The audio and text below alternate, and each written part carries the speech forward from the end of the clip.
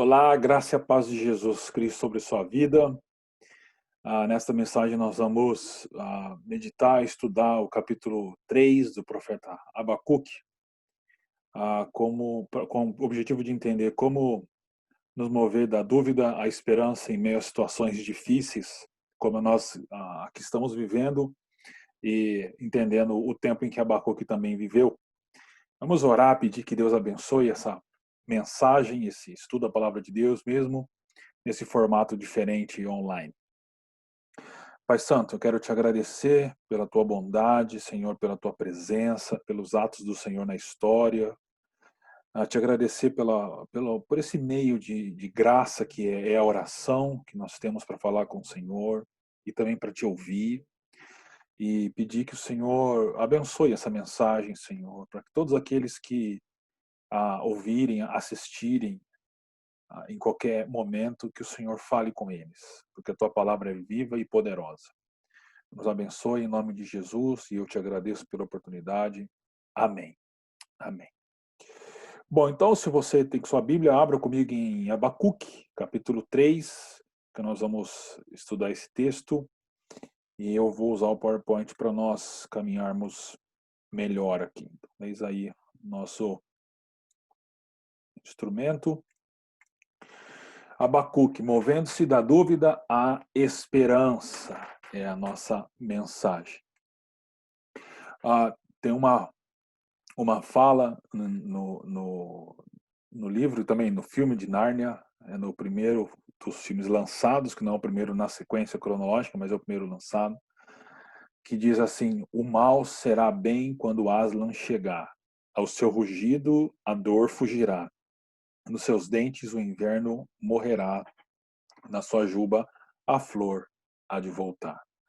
Essa é uma fala que representa uma esperança que na chegada de Aslan todas as coisas mudarão.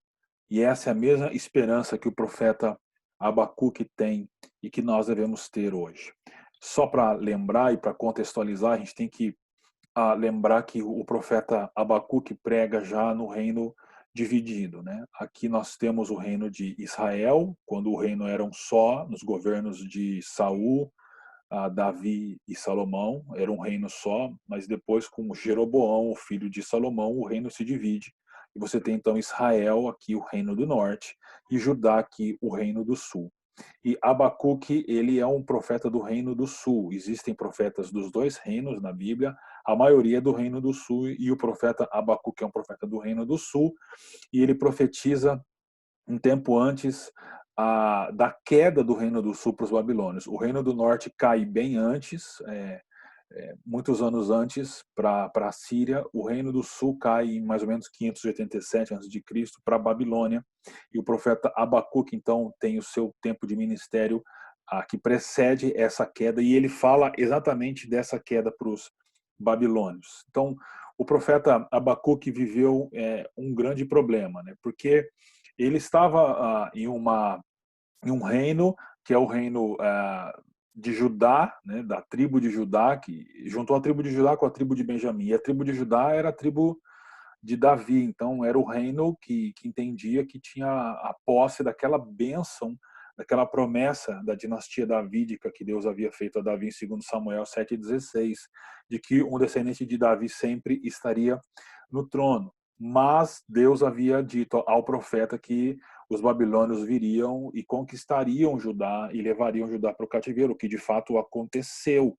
O profeta Jeremias é o profeta que fala durante esse período, e você tem depois a reconstrução de Jerusalém e do templo nos livros de Esdras e de Neemias também. Então, como conciliar essas duas verdades, por assim dizer, né? Então, você tem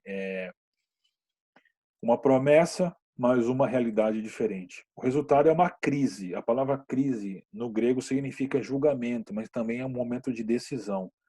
Então, Abacuque se viu em meio a essa tensão, a promessa da dinastia davídica e também, por consequência da imoralidade e da desobediência e da idolatria do povo, conforme a palavra de Deus lá em no Pentateuco fala sobre isso, né? Os babilônios estavam vindo. Como lidar com essa situação? Né? O profeta então toma uma decisão que se torna um dos textos chaves para o Novo Testamento, em Abacuque 2,4, quando ele diz: escreva, o ímpio está envaidecido, seus desejos não são bons, mas o justo viverá pela fé. Ou seja, em meio a essa crise terrível que Abacuque se encontra, né? A promessa de Deus, mas ele olha para o seu povo em desobediência a Deus, e ele olha e vê que Deus vai punir o povo por causa disso. Qual é a reação do profeta? É viver pela fé, mesmo embora os ímpios continuem vivendo do jeito que eles querem, os inimigos estão chegando, a, a, a decisão do profeta é viver pela fé.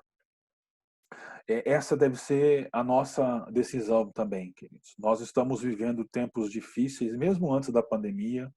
É, a gente não precisa gastar muito tempo para falar disso. A pandemia apenas tornou tudo isso mais difícil e trouxe à superfície questões mais sérias e graves, tanto da nossa sociedade quanto das nossas próprias famílias e próprias vidas pessoais, né? E aí nós estamos, então, também em uma tensão, sabe? Porque nós somos o povo de Deus, depositários das promessas, temos as nossas promessas futuras, temos o Espírito Santo que nos empodera a uma vida cristã como discípulos e discípulas de Jesus, mas nós vemos os nossos inimigos em volta de nós, né? Seja a carne, o pecado, o mundo, o diabo e assim por diante. Então nós também estamos em uma crise, em meio a uma crise, e precisamos tomar a mesma atitude ou a mesma decisão que o profeta tomou, que é viver pela fé. E a pergunta que surge então é, diante dessa decisão, como a gente consegue? A gente toma a decisão, como a gente consegue manter a fé e a esperança em meio à calamidade e à crise? Essa é a resposta que o profeta apresenta e que fica como desafio para nós hoje. E olhando para o capítulo 3, que aí está a estrutura do capítulo 3. Não começa com tem um início, uma oração, fala do Deus que vem e do Deus que vence, a resposta de fé e o louvor. E a gente vai usar um pouco dessa estrutura para entender como devemos responder e viver para manter a fé e a esperança em meio ao tempo em que nós estamos vivendo. Há 3 razões para isso. A primeira é a oração. O texto começa então, Abacuque 3, dizendo: oração do profeta Abacuque, uma confissão. Senhor, ouvi falar da tua fama, temo diante dos teus atos, Senhor. Realiza de novo em nossa época as mesmas obras, faze-as conhecidas em nosso tempo. Em tua ira, lembra-te da misericórdia. Abacuque 3, 1 a 2. Primeira coisa que Abacuque faz, então, para manter a fé e a esperança em meio à crise é orar. E o que consta a oração de Abacuque? Primeiro, ele reconhece a situação e a realidade. E não é uma oração que te tira da realidade ou que te torna alienado da realidade, mas é uma oração que te coloca no meio da realidade e nessa oração você reconhece a realidade, né? Então ele diz: Senhor, ouvi falar da tua fama, temo diante dos teus atos, Senhor, porque a vinda dos babilônios era conforme os desígnios de Deus em resposta à desobediência e idolatria do povo, né? A injustiça que havia dentro do povo. Ou seja, a primeira coisa que o profeta faz, ele reconhece a situação e a realidade. É isso que compõe a primeira parte da oração do profeta. A segunda parte é que ele sabe que Deus é um Deus que agiu no passado e que por isso pode agir no presente. Então ele, na oração, lembra que Deus é aquele Deus que tirou o povo do Egito, é o Deus que guiou Abraão, é o Deus que abençoou Isaac, Jacó, que abençoou José, que abençoou o povo de Deus ao longo da sua história até então, e ele sabe então que por isso esse mesmo Deus pode agir agora no presente. E além disso, ele clama por misericórdia. Então, olha aí os 3 conteúdos da oração de Abacuque. Ele reconhece a situação e a realidade. Ele reconhece que Deus é o Deus que agiu na história, no passado, e por isso ele pode agir agora. E por isso, então, ele clama por misericórdia divina. E esse é o que sustenta a oração, é o clamor por misericórdia. Isso significa que no contexto onde a grande agitação e os fundamentos estão sendo abalados, o profeta clama por misericórdia. Por quê? Porque ele confia na misericórdia divina. Isso significa, queridos, que nós devemos orar como nunca oramos antes e nós devemos conduzir nossas famílias à oração também. A oração deve deixar de ser uma teoria para cada um de nós e para as nossas famílias e se tornar realmente uma prática comum e que a gente deseje isso. porque nós devemos buscar a Deus em oração, tratando com Deus a respeito da realidade, pedindo para que o mesmo Deus que agiu lá no passado, a gente vai ver um pouco melhor isso no segundo ponto, age agora, e tudo isso pedindo para que Deus tenha misericórdia. A esperança e a fé são mantidas quando nós oramos, porque é na oração que nós experimentamos isso, é na oração que nós somos capacitados e empoderados para continuar enfrentando toda essa crise e as situações que nós temos vivido. Por isso, a primeira coisa que fica aqui é uma exortação para que você ore ao Senhor, mude sua rotina, busque horários diferentes, mude o seu dia para que você tenha realmente momentos de oração e conduza a sua família para que vocês orem juntos também, porque isso é o primeiro ponto que o texto ensina, que nos mantém a fé e a esperança em meio à crise. Então, ore, queridos, ore. O segundo é uma confiança num Deus que se move e vence. Então, é interessante que nos versículos 3 a 15, há dois subblocos aqui que fala primeiro do Deus que se move e também do Deus que vence. E esse é o Deus que nós precisamos confiar. Então, primeiro é o Deus que se move. Então, a gente tem que prestar atenção nesses versículos, né? Eu vou pegar minha Bíblia aqui para ficar mais fácil para nós lermos aqui. O Deus que se move. Primeiro, no versículo 3, fala sobre isso. Fala sobre o Deus que se move. Abacuque 3. Diz assim: Deus veio de Temã, o santo veio do monte Parã, sua glória cobriu os céus e seu louvor encheu a terra. Ou seja, o Deus que Abacuque crê que nós queremos é um Deus, não é um Deus inerte, mas um Deus que se move. Segundo, ele é um Deus que se manifesta. Versículo 4. Seu esplendor era como a luz do sol, raios lampejavam de sua mão, onde se escondia o seu poder. Ele também, porque ele se move e ele se manifesta a efeitos das suas ações. Versículo 5, pragas iam adiante dele, doenças terríveis seguiam os seus passos. E ele é um Deus, porque ele se move, ele se manifesta, é um Deus que chega onde nós estamos. Versículo 6, ele parou e a terra tremeu, olhou e fez estremecer as nações, montes antigos se desmancharam, colinas antiquíssimas se desfizeram, os caminhos dele são eternos. E no versículo 7 é um Deus que liberta o seu povo. Vi a aflição nas tendas de Cuxã, tremiam as cortinas das tendas de Midian. Quando ele coloca esses locais geográficos, é porque o Deus que vem é o Deus que chega e que liberta o seu povo. Esse é o Deus em que Abacuque ele confia. E é interessante que há aqui menções a acontecimentos do passado. Então, os versículos 3 e 4 se referem ao encontro de Israel com o Senhor no Sinai, em Êxodo 19. No versículo 5 fala do Egito, né, das pragas do Egito. E nos versículos 6 e 7 eles falam da conquista da terra liderada por Josué. Então, quando Abacuque olha para o passado, ele vê um Deus que se move, um Deus que entra na história e que faz as coisas na história. E ele fez isso no passado de Israel. E por isso esse Deus é digno da nossa confiança. E a gente pode dizer que a maior movimentação de Deus foi a encarnação de Jesus Cristo. João fala isso em 1,14, dizendo: aquele que é a palavra tornou-se carne e viveu entre nós. Queridos, o primeiro ponto da confiança aqui está num Deus que não está inerte, está num Deus que não está parado, está num Deus que não está longe, mas está num Deus que se move e se move em nossa direção. Como era o Deus de Abacuque quando ele olhou para o passado e ele cria então que o mesmo Deus que se moveu no passado em direção ao povo dele faria isso naquele momento.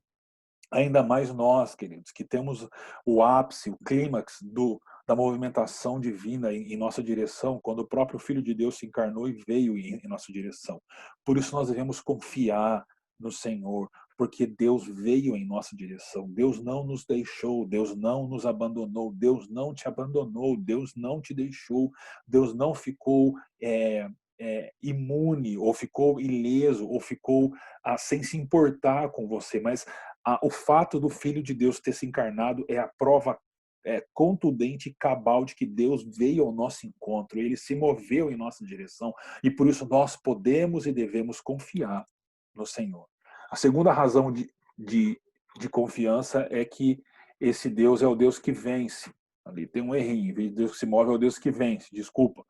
E isso se dá dos versículos 8 a 15.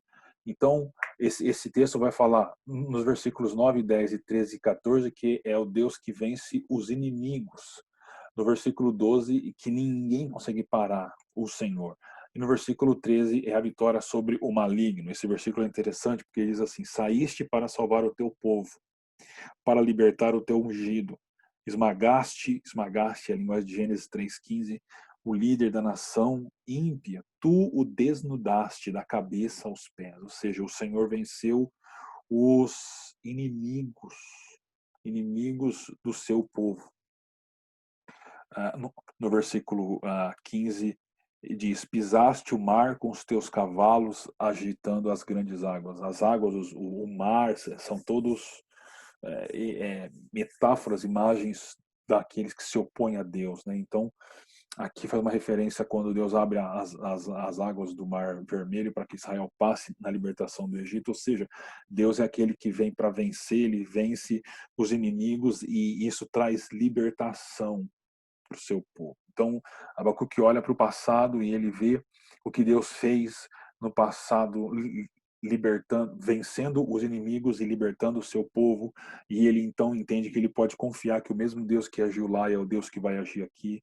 E o apóstolo Paulo fala sobre isso na pessoa de Jesus lá em Colossenses 2, 13 a 15, quando ele diz: ele nos perdoou todas as transgressões e cancelou o escrito de dívida que consistia de ordenanças para nós que nos era contrário, ou seja, nos perdoou, nos libertou. E como que ele fez isso? Ele o removeu pregando na cruz e tendo despojado, é a mesma linguagem aqui, os poderes e as autoridades, fez deles um espetáculo público, triunfando sobre eles na cruz. Ou seja, em Jesus Cristo nós somos libertados porque os nossos inimigos foram vencidos. E por isso esse é o Deus que vence, e nós podemos confiar nesse Deus. Então o que o profeta faz aqui é que ele olha para o passado e ele encontra esperança no Deus que se moveu e que venceu no passado. Esperança para o futuro e para o presente também. Então a esperança realizada no passado se torna a esperança para o futuro agora, que se torna o nosso presente. Da mesma forma, a gente olha agora para o clímax do movimento de Deus, que é a vinda do teu filho para nós, e também da libertação, da vitória na cruz de Jesus, nós podemos confiar em Deus. Por isso, confie no Deus que venceu os nossos inimigos, que veio e venceu os nossos inimigos. Abacuque olhou para trás e ele viu Deus que se movimentou vindo e vencendo. Da mesma forma, nós olhamos agora para Jesus, o Deus que veio e venceu. E por isso nós podemos confiar no Senhor. Fica aqui a segunda exortação. A primeira é orar, a segunda é confiar no Senhor, porque Ele é o Deus que vem e é o Deus que vence. E a gente vai para o terceiro ponto, que é o texto mais conhecido de Abacuque, né? Quando ele fala da escassez e também fala da sua confiança no Senhor. No versículo 16 ele diz que ele treme, mas ele tem uma esperança tranquila. Interessante, né? Que ele diz que treme, e a expressão aqui para treme é realmente tremer, assim, com as pernas balançando, com calafrios. Mas ele mantém uma tranquila esperança no dia da desgraça, que é o dia que os inimigos virão. Então, no versículo 17, tá? Não é 16 aqui não, né? No versículo 17, há aquela descrição, mesmo não florescendo a figueira e não havendo uvas nas videiras, mesmo falhando a safra de azeitonas, não havendo produção de alimentos nas lavouras, nem ovelhas no curral, nem bois nos estábulos. 18. Ainda assim eu exultarei no Senhor e me alegrarei no Deus da minha salvação. O Senhor, o soberano, é a minha força. Ele faz os meus pés como os da corça. Me faz andar em lugares altos. No primeiro versículo 17, não 16 aqui. Ele constrói uma estrutura tripartida, por assim dizer, que ele vai dos itens menos essenciais para os mais essenciais. Esses que estão em preto aqui, então, a figueira, mesmo que a figueira não floresça, não haja fruto nas videiras, e falhe o produto da oliveira. Então, o produto da oliveira, esse fruto das videiras e das figueiras, eles eram produtos importantes, mas não eram essenciais à subsistência do povo judeu, tá? E aí, a partir daqui, ele começa a falar do que era é, essencial para ele, né? Que mesmo que os campos não produzam o mantimento, seja arrebatado do aprisco o rebanho e nenhum gado haja nos currais. O que o profeta fala é que mesmo que as coisas não essenciais e até mesmo que as essenciais faltem, é isso que ele está dizendo. Ele continua. Tudo isso é consequência do que você pode ler, por exemplo, em Levíticos 26, 18 a 20 e Deuteronômio 11, 17, que fala das consequências da desobediência. Mas qual vai ser a reação do povo, do profeta? Versículos 18 e 19. Primeiro é todavia, ou seja, mesmo que faltem as coisas não essenciais e as essenciais, todavia, no Senhor eu me alegro e eu exulto no Deus da minha salvação. O Senhor Deus é a minha força, porque Ele firmará meus pés como os pés da corça, e em lugares altos Ele me fará andar. Mesmo em um tempo de crise, onde faltam as coisas essenciais, as não essenciais e as essenciais, mesmo em um tempo difícil como o de Abacuque, ele diz que o Senhor é a razão da alegria e da exultação dele. Por quê? Porque Deus é o Deus da salvação dele. E aqui está a esperança do, do profeta. A salvação dele está no Senhor, e por isso ele se alegra. E a força dele está no Senhor, e por isso ele tem esperança. A esperança, então, está no Senhor, que é o Deus da salvação do profeta, e no Senhor, que é a força do profeta. Por isso ele se alegra e ele tem esperança. E ele usa uma imagem interessante aqui, que ele fala da corça, né? Mas é como se fosse essa cabra montanhesa aqui, que é interessante que ela vai subindo em penhascos, e ela sobe em lugares quase impossíveis de subir. E essa imagem que o profeta usa, dizendo, olha, a situação é muito difícil, são tantos desafios, é quase impossível, né, conseguir chegar ao nosso objetivo, conseguir chegar lá em cima. Mas o Senhor fará isso. O Senhor fará com que a gente passe no meio de toda essa crise, de toda essa confusão, de todos esses problemas. O Senhor conduzirá, assim como Ele conduz a cabra que vai subindo os precipícios e chega ao seu lugar final, em meio a todos esses precipícios, né, todas essas dificuldades, o Senhor vai nos conduzir e vai nos levar até lá, e que é a esperança. Né? O profeta fala da esperança que ele tem no Senhor, mesmo em todos os desafios. Eu sempre gosto de lembrar de uma história que eu ouvi sobre a cruz em Hana, em Maui, no Havaí. Né? A gente sabe que são ilhas lá e elas correm o risco de sofrer com terremotos e principalmente com tsunamis por causa dos terremotos. Mas no monte mais alto dessa ilha tem uma cruz, claro, uma cruz colocada pelos religiosos que chegaram lá, e ela está no ponto mais alto da ilha. Mas é interessante que há um aviso bem claro lá, um aviso que se tocar o alarme de tsunami, todos devem correr para a cruz. Porque lá é o ponto mais alto e é onde eles estarão seguros das águas do tsunami. O que o profeta Abacuque está ensinando é basicamente isso. O tsunami vai chegar. E quando ele chegar, corra para o lugar mais alto. Corra para o lugar mais alto para você encontrar proteção. Esse lugar mais alto, na perspectiva do profeta, é o Senhor, porque ele é a salvação. Em nossa perspectiva, é o Senhor, mas de uma maneira bem mais clara ainda. É Jesus em sua cruz. Por isso, em meio a tantos tsunamis que têm chegado até nós, por causa da pandemia, problemas financeiros, econômicos, familiares, problemas que nós trazemos dentro de nós mesmos, o conselho que o profeta dá para nós é: corra para a cruz. Encontre lá segurança para você. Porque lá está a nossa esperança. A esperança está em Jesus, que morreu por nós naquela cruz. Então, os três exortações até agora são oração, confiança e esperança. Mas não termina assim, já caminhando para o final, tem mais um ponto que é importante, porque capítulo 3 começa dizendo: oração do profeta Abacuque, uma confissão E ele termina dizendo, para o mestre de música, para os meus instrumentos de corda. O que significa isso? Significa que esse capítulo 3 é um salmo e ele é um cântico de louvor, mas não só um cântico, ele é um cântico comunitário. Então, o resultado final desse capítulo é um culto, é um louvor a Deus. E é interessantíssimo, porque Abacuque pega toda essa situação, mas por causa da oração, da confiança e esperança no Senhor, toda essa situação calamitosa, toda essa crise se transforma num culto de louvor ao Senhor. E assim é a nossa vida.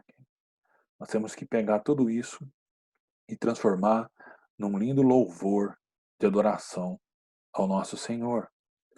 E como que isso se dá? Isso se dá através de um contexto comunitário, porque um salmo é sempre um contexto comunitário. Isso significa que nós estamos passando por isso juntos. Mesmo estando cada um em sua casa, com a sua família, mantendo esse distanciamento e isolamento, mas você não está sozinho. Você não está sozinho. Lembre-se disso.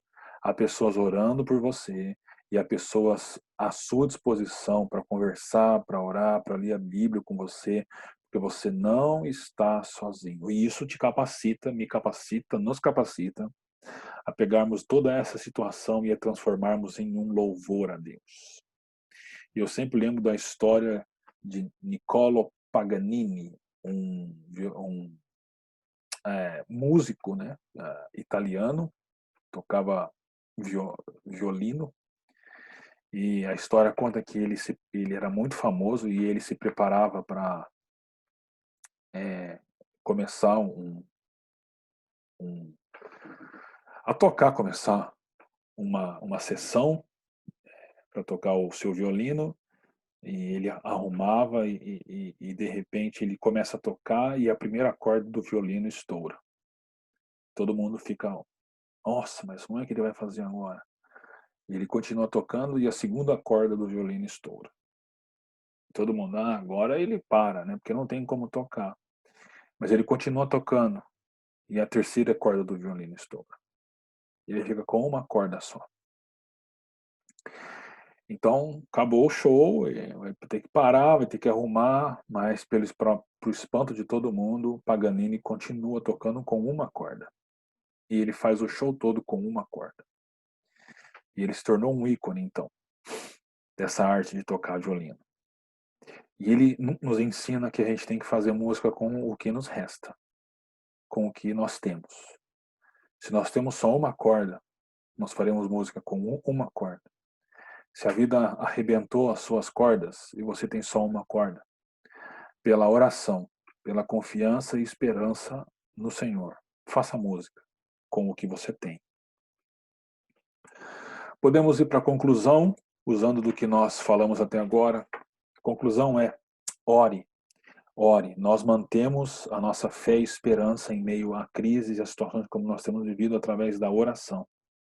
Segundo, confie no Senhor, porque Ele é o mesmo Deus que se moveu e venceu no passado.